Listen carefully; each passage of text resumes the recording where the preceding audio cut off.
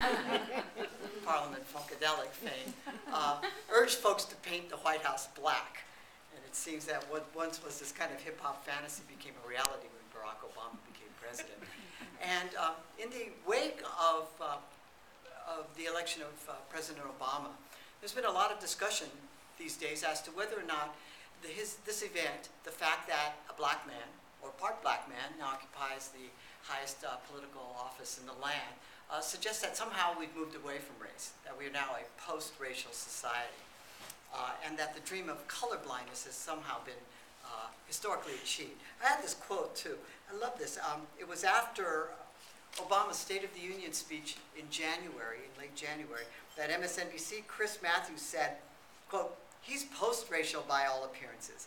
I forgot he was black tonight for an hour." I think the point is a whole hour. I think before we engage in this kind of post-racial celebration, it's important to realize that despite this achievement, that nonetheless structural forms of racism do persist in our society. Everything from the toxic waste dumping to the war on terror to indeed the whole subprime home mortgage rate crisis has a distinctly racial dimension to it. And so that these structural forms of racism really haven't disappeared. It kind of reminds me of another, once Malcolm X was asked by a reporter that given the passage of civil rights legislation, doesn't this mean that things are improving for blacks? And Malcolm X said, it does no good to shove a knife 9 inches into someone, pull it out 6 inches, and then call it progress. And there's ways, in fact, I think that some people don't even want to admit the knife is there. That, in fact, in the kind of popular discourse, we see a lot of attention being paid to color blindness. The belief that with the significant passage of civil rights laws, that now racism is no longer, racial inequality is no longer a problem, that we've moved beyond this in some fashion. And indeed, that the best anti-racist gesture, policy, or practice is simply to ignore race. We don't see race. In other words, it's I can hear this in the classroom a lot from students who say, I don't see race. I don't care for persons, white, black, yellow. They usually throw in a few other weird colors like green and purple in there too. I just see the person. And so there's a kind of denial that race in many respects, and I think we'll hear this from some of the other panelists, really informs and shapes our perceptions and how we operate in the world. Race, the exhibit itself, was meant to sort of talk about some of these issues, mainly to talk about the concept of race itself and how the history of kind of race science, the kinds of ways in which race forms a kind of lived experience, the ways people experience that on a kind of day-to-day, very personal level. And explore some of those contradictions. I mean, I learned a lot on being on the advisory board for the exhibit. I was a sort of token sociologist. There was a token historian, there was a token sociologist, and mostly anthropologists. And there's a couple of things that struck me about the exhibit itself. One was that academics had no idea of how to make a museum exhibit. That was the first thing. And really took the Science Museum folks at Minnesota to really transform these ideas into a concrete exhibit. But the other thing I learned, and we were trying to emphasize, was that race was not a biological concept, and to critique that. But some of us worried that if you just talked about that in a display, people would come away from the exhibit thinking, yeah, that's right, race doesn't matter. Therefore, we should be colorblind because there's no reality to race in some ways. So the other part of the exhibit, which was the attempt by some of us to emphasize, was the social dimensions of race. That race might not be a biological thing, but it is a social, real thing that structures our experiences or our institutional encounters as well.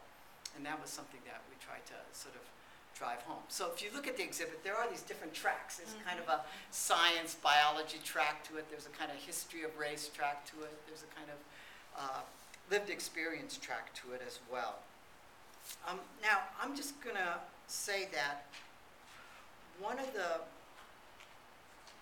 questions that I think comes out of that might be worth discussing is what do we mean when we're trying to challenge racial inequality to be colorblind? And what does it mean to be color conscious in terms of our policies and our practices? And this is coming at a particular kind of important historical moment as well. Within some of the genomic sciences, there's a kind of renewed debate as to whether or not race does have a biological or genetic meaning to it. Many of you might be familiar in the field of pharmacogenomics, for example. There's been the release of ethnic designer drugs that are targeted towards specific populations. The first was Nitromed's Bidil, which is being marketed towards African Americans who suffer from congestive heart failure. We could go into this, but it's really interesting because it could be an interesting marketing ploy too, where in fact some of these medications work across the color lines, but nonetheless they're being seen as what the argument is being made is that race in some way does act as a handy proxy for figuring out a person's susceptibility to certain kinds of diseases and the types of medications or medical interventions that that person can receive.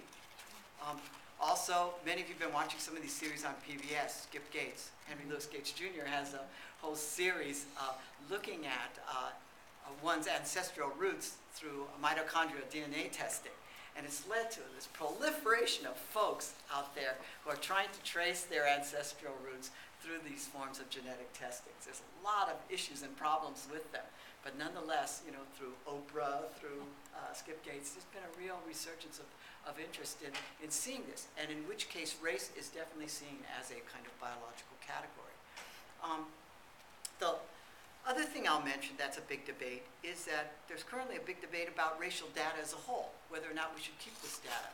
And the most current expression of this is that there was a kind of a boycott circulating around Census 2010 that had the backing of several members of Congress who were trying to argue that this was too intrusive on the government's part, even though it's 10 questions, and that people should just fill out the number of people who reside in the household and not answer particularly the race and data questions that are attached to it. And this, of course, comes in the wake of initiatives like, I'm sure people remember here in 2003, we had California's Proposition 54, which was sponsored by former UC Regent Ward Connolly, which was going to have an amendment in the state's constitution which forbid the state from engaging in any form of racial record keeping and data collection.